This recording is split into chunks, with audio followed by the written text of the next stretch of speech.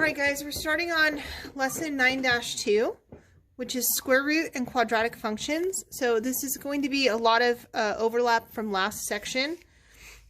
This is page 122 in the notes. Alright, it says all functions have an inverse relation, but the relation may or may not be a function.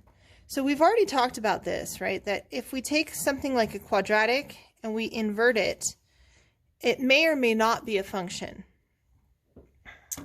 Okay. Well, for a quadratic, it won't be a function. All right. So it says, use the quadratic function g graphed below. Graph the inverse of g. So if we were to graph the inverse of g, we can just reflect this across the line, y equals x. I'm going to do this two different ways. So the first way is I'm going to go ahead and do the count method. So I need to pick some points. I'm going to pick this point 0, this point is 0, 4. I'll pick these 2 points. I'll pick these 2 points. And now what I'm going to do is I'm going to count their distance crosswise, right, perpendicular to the line. So that would be 1, 2 units. So I'll go 1, 2 units. This one is 1, 2, so this one will be 1, 2 units this way. 1, 2, 3, 1, 2, 3. 1, 2, 3, 1, 2, 3. And 1, 2, 3, 4, 5. 1, 2, 3, 4, 5. All right.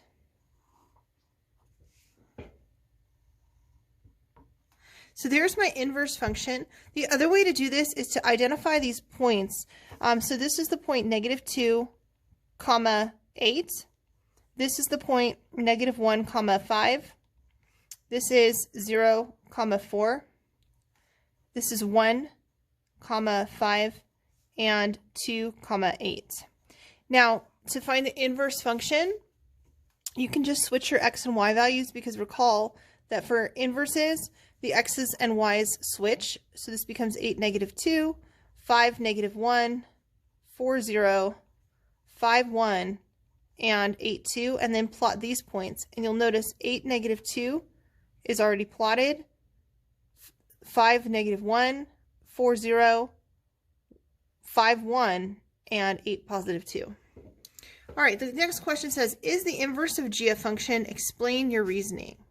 So, to be a function, it has to pass what's called the vertical line test. So any line that I draw vertically through the graph should not cross the graph in more than one place, but this does cross in more than one place. So no, it fails the vertical line test.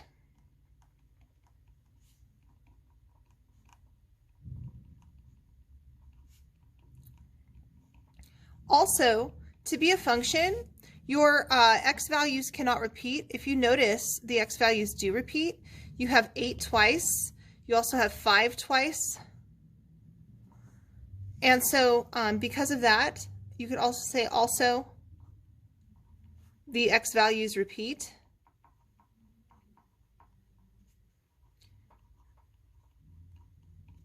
So for those two reasons, this is not a function.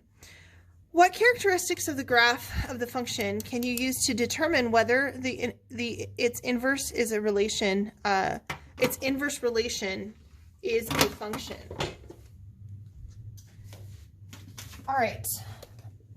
So a characteristic of the graph that I could see is that I have 2 branches of the graph, and I know that if I invert that,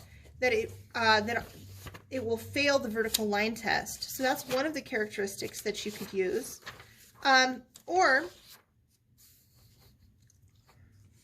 Similarly, you could say if there's 2 x values for at least one y value, then the inverse relation will not be a function. So if you see that there's 2 x values with the same y value, so I'm going to write both of those. So graphically,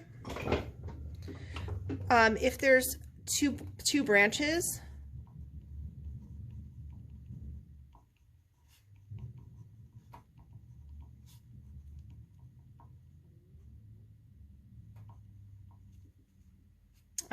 tell me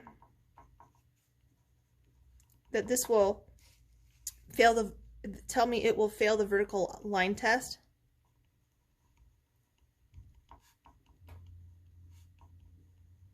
Also, if two different x values have the same y value,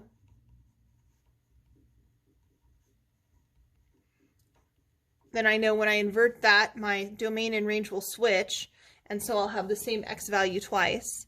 All right, give the domain and range of the inverse relation in part A.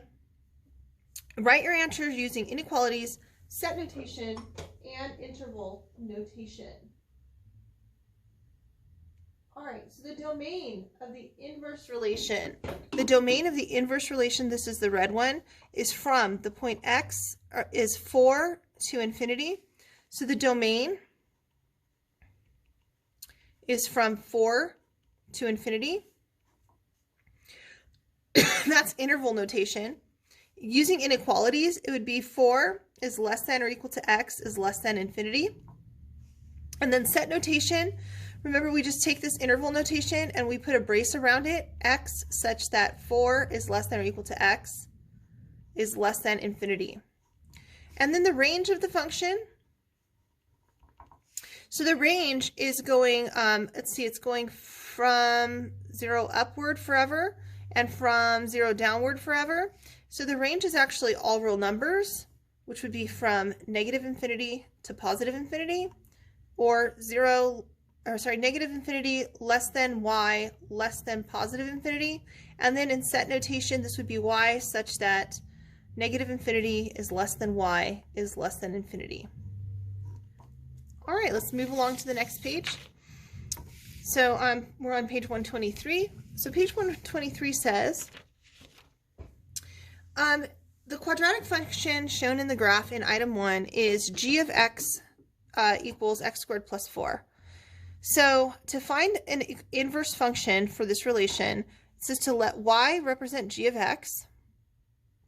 So that's what we do, right? We're going to switch out. We're going to let y equal g of x. We're going to switch x with y, which they've done. They've switched x and y, and then solve for y. When they solve for y, they're going to move the 4 over, so they subtract 4 from each side. And then they square root both sides.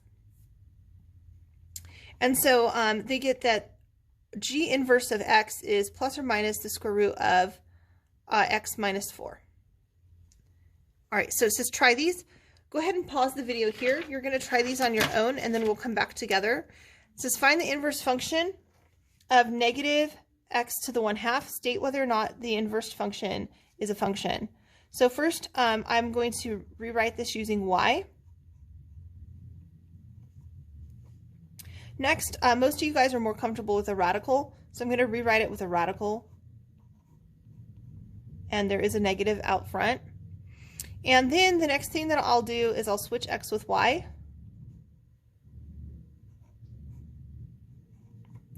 And to solve for y, I will, so this is rewrite y equals f of x.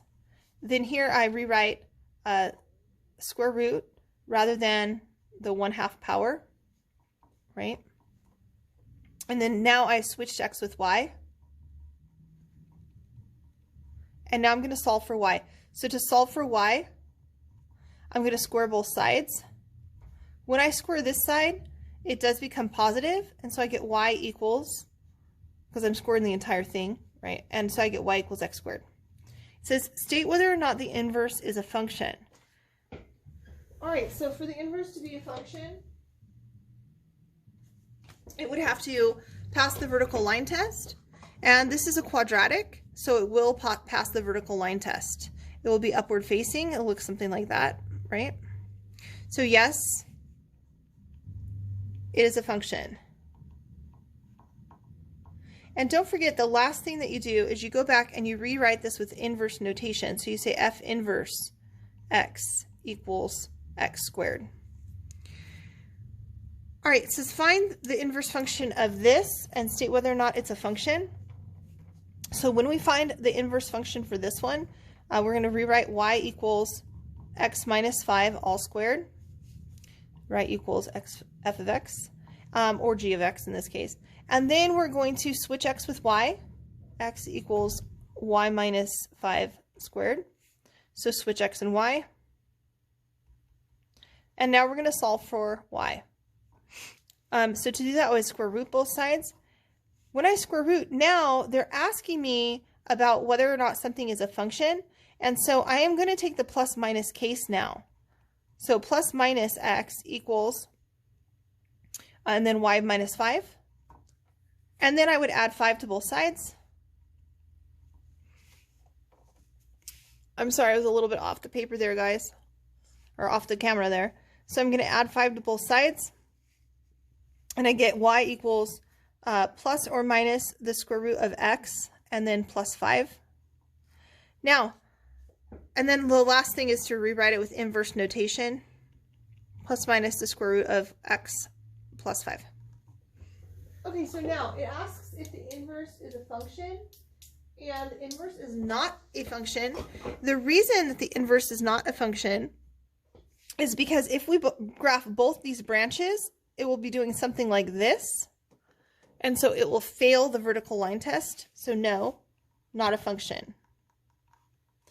So recall last section that we had to restrict the domain, right? Or we'd only take the positive branch, which was restricting our domain, and then it would be a function. And so algebraically, if we solve using both branches, it will not be a function.